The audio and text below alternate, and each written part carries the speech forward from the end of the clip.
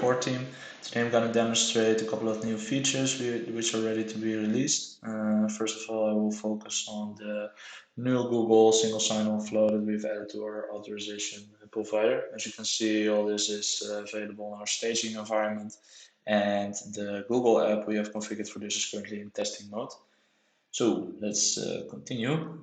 Let's hit this button.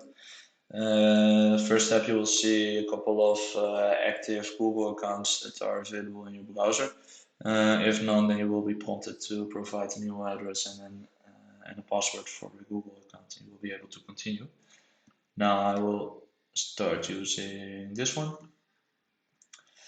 Here you are asked to grant access for this specific auth scope. It's the View YouTube account scope. We will use it to show a few select boxes either for one of your videos or for one of your channels. I will demonstrate this part of the UI in a later stage. For now, we grant access, and then we will be redirected back into the dashboard application which we tried to access in the first place. Let's first navigate to the integrations part where you will be able to see that we are able to access the YouTube data API with the access token that we have fetched during the authorization flow that just got completed. So now let's open an asset pool over here. You will be able to see that we are able to, this might take a while because there's a lot of rewards configured. Yeah, let's configure a new one. That probably makes the most sense. So we already had the possibility of creating rewards with an amount, and that was basically the only option that you have. But now we are making them conditional, which means that you will be able to pick a social channel that you want your condition to be effective to.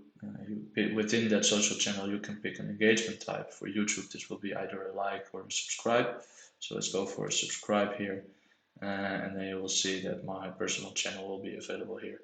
I don't think I have any videos published, so there will be no select box for the videos. So let's use this one for now.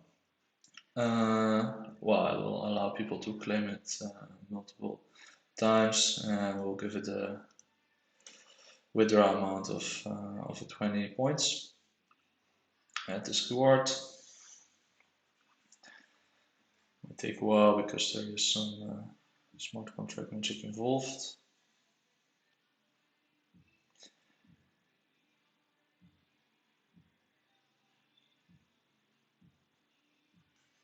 And finally over here we see that reward with the ID number 8 is added for an amount of 20 VUT for a YouTube subscribe interaction.